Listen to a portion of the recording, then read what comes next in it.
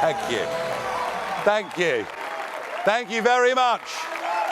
Thank you. 2016, we did it. We did it. Thank you. And I'm very honoured to be here today.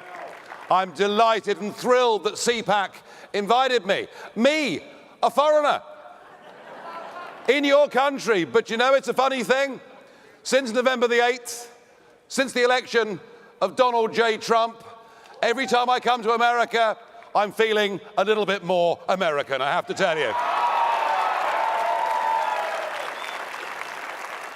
When, in years to come, the generations that follow us study the history of this period, there is one year that will stand out. There is one year that every school child will know, and that year is the year of 2016. Because in 2016, we witnessed the beginning of a global political revolution, and it's one that is not going to stop. It's one that is going to roll out across the rest of the free world. I had been fighting against Britain's membership of the European Union for 25 years. 25 years. And if you've endured abuse, if you've been called deplorable, you've only had a few months of being abused. I've had 20 years of it. But you know what? None of it mattered. I always believed that we should govern our own country. I always believed we should be free to reach out and make our own deals with our real friends in the world. And it's funny, our real friends in the world speak English, have common law, and stand by us in times of crisis. So I battled away for all those years. I thought I might become the patron saint of lost causes. And then the referendum came along, and we were told by vast sections of the media that we couldn't do it. We were told by many of the pollsters we couldn't do it. We were told by many of the commentators. Any of this ring familiar with you guys?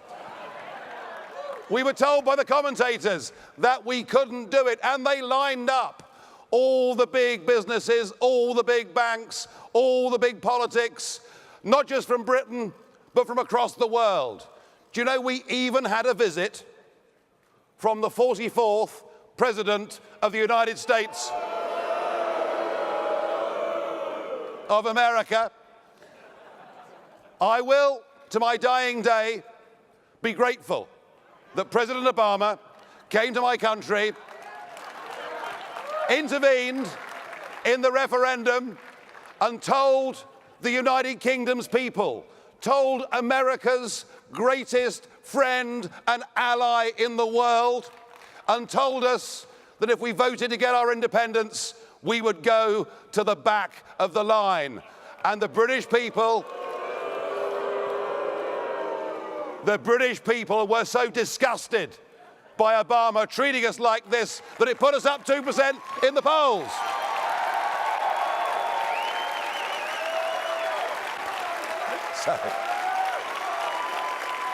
So I shall always be grateful to Obama. So the great day came, 23rd of June, 2016, and by 3 o'clock in the morning, it was clear that after a period of just after 4 decades in which our politically corrupt rulers had given away our independence, our democracy, our sovereignty, the ability to make our own laws, the ability to choose our own friends, the ability to make the right trade deals with the right countries. Oh, and they'd also given away control of our borders. And by 3 o'clock in the morning of June the 24th, it was clear the nightmare had come to an end. We had voted to get our country back.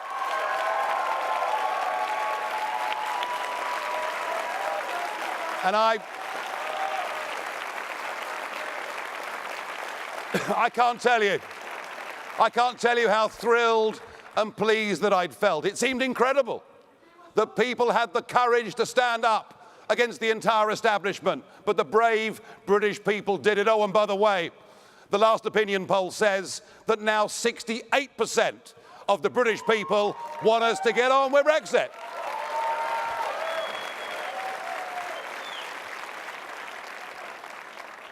And then a funny thing happened.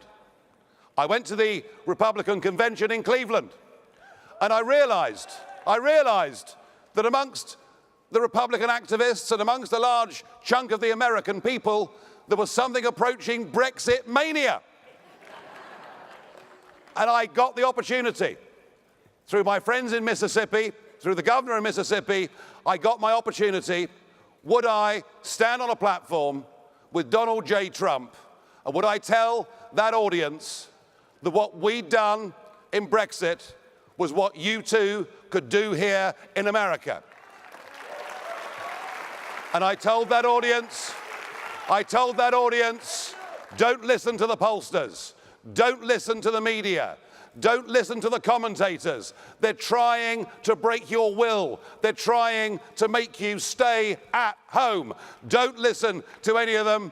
And I said, we got our country back on June 23rd, and you can get yours back too on November the 8th. And you know what? I am pleased and proud that I did that in Mississippi, and that I came to America many times in that campaign to give Donald Trump support. I'm proud to have been part of that campaign. I really am. And what I'm seeing 36 days in to the Trump presidency, I'm seeing something quite remarkable. I'm seeing an elected leader who is trying to put in place the platform on which he was elected. How about that?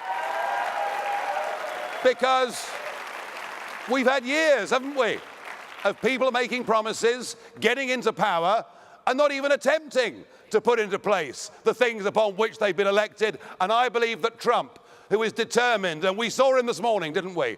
And wasn't he just superb?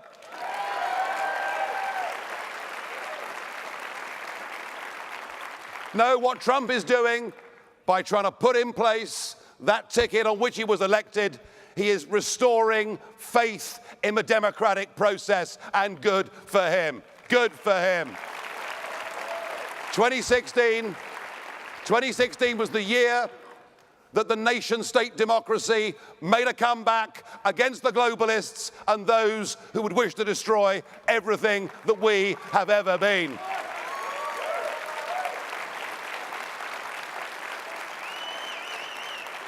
But of course, Trump, amazing personality that he is, could not have done it on his own. He had some good people behind him. He had people like Steve Bannon, Kellyanne Conway, and many others. But he also had every single one of you, and this event is your celebration. Well done to all of you. Now, great though the night of June 23rd was, great though the night of November the 8th was, my favourite part of 2016 wasn't so much the victories, no. My favourite part of that evening of November the 8th was watching the faces of the CNN presenters.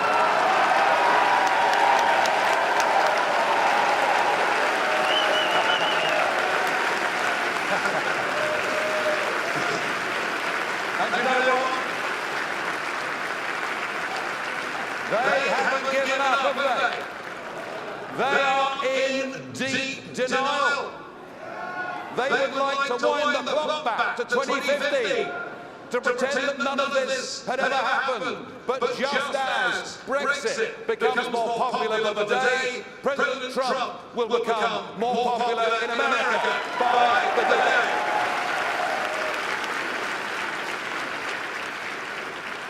No, they won't give up. and some of their biggest cheerleaders, I'm thinking of Tony Blair in particular.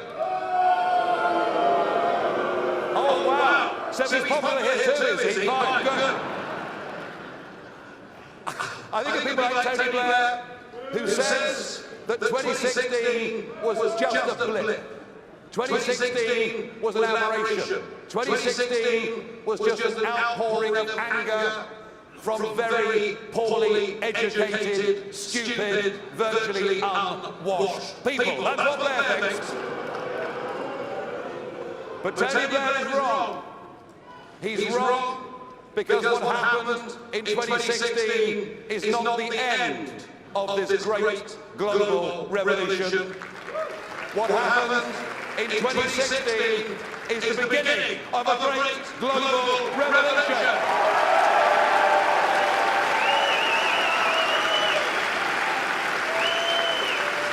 And this will roll out across the rest of the West. We've got some very exciting elections coming up in the Netherlands, in France, in Germany, possibly even in Italy. And believe me, I don't yet know whether the results in 2017 will be as dramatic as the results in 2016. But what I do know is that even if the challengers don't get over the line in this year, what they will do is shift the centre of gravity of the entire debate. Because what is happening across Europe, is people are rejecting this form of supranational government. They're rejecting the idea of being governed by a bunch of unelected old men in Brussels.